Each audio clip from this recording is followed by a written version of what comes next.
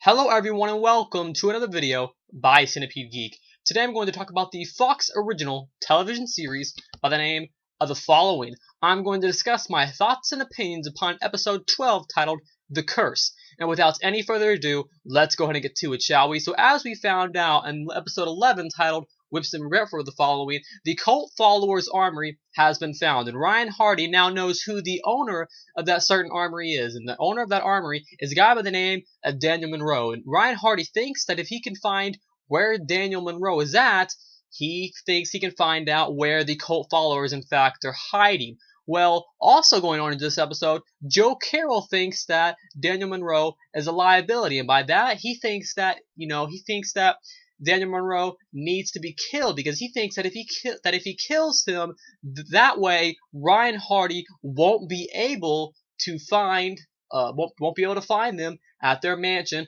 out in the middle of nowhere. So that's pretty much the main thing going on in this episode. But pretty much what ends up happening is, because Ryan Hardy and Joe Carroll's characters, they are both going to the exact same place. So I would say about 30 minutes in, their characters in this episode ends up colliding. They end up meeting up, and then the entire episode sort of turns into this, I guess you could say, confrontation scene between Ryan Hardy's character and Joe Carroll's character. Or Joe Carroll has, because the guy that got the living crap beat out of him 2 or 3 episodes ago, he is now back. His character is strapped down to a chair in this episode, and and then a room with a glass is separating Joe Carroll and Ryan Hardy. And like I said, the guy strapped down in the chair. And like I said, the entire episode, once they meet up in that place, in that house, the entire episode becomes this confrontation between Joe Carroll and then Ryan Hardy's character, James Purefoy, and then Kevin Bacon. So that's pretty much the gist of episode 12, The Curse, for the Fox original television series by the name of The Following. Overall, my thoughts and opinions on this episode: this was a spectacular episode, and the reason I say that, I know I've said that for all of these episodes, but Following just keeps getting better and better and better with every episode of the series. And the main reason I really liked this episode was because of the interaction. I know I said this last time also, but the interaction between Joe Carroll and Kevin Bacon's character was just really natural. I mean, we have Kevin Bacon, this hard-headed guy, and we have Joe Carroll, this really calm guy. He's not always calm, but he knows what he has to do. He's trying to keep him alive, because the main element is in this episode is the turning point. And there was a really crucial scene at the end of this episode.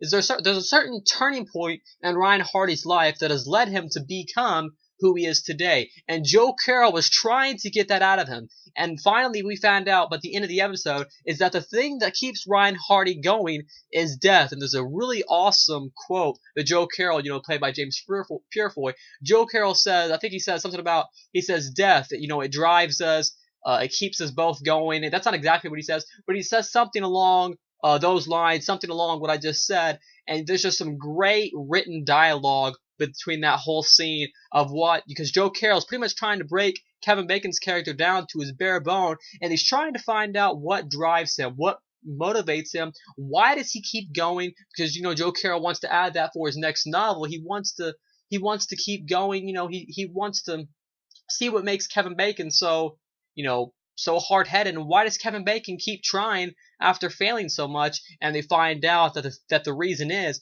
because death drives them both, because there's a quote that Kevin Bacon, he says, and Kevin Bacon asks him, he's like, what drives you? And Joe Carroll says death. And it's pretty much the same thing that Kevin Bacon drives Kevin Bacon. So the big thing we find out in this episode is we find out, we haven't learned much about the Kevin Bacon's father, and we learned that Kevin Bacon, excuse me for my stuttering, sorry.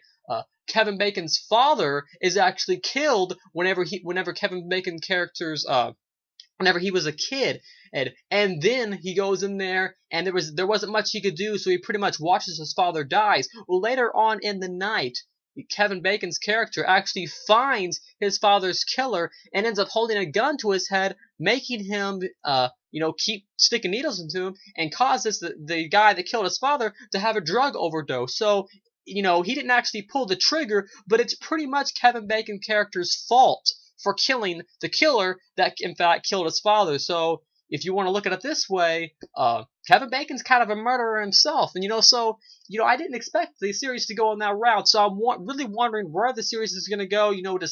Is Kevin Bacon get involved in this cult? It's kind of mysterious, because Kevin Bacon, I know he's been killing a lot of the cult members, and he's really against, Joe Carroll. He's against everything he does, but we found out in this episode that Joe Carroll and Kevin Bacon both have more in common than they think they do, and that's exactly what James Purefoy, Joe Carroll's character, that's exactly what he says in this episode. He says, you and I have more in common than you think you do, and you really find out in this episode, the whole blurring the line between good and evil. You don't exactly know, who's good and who's bad, because Kevin Bacon's a murderer too when you think about it. So that's just really crazy twist that I really didn't expect. Anyways, there's only 3 more weeks left of the following. This week's episode was a fantastic episode. I loved every bit of it. Mainly James Purefoy, and Kevin Bacon. The whole confrontation scene of the last 30 minutes of their talking and those quotes they use.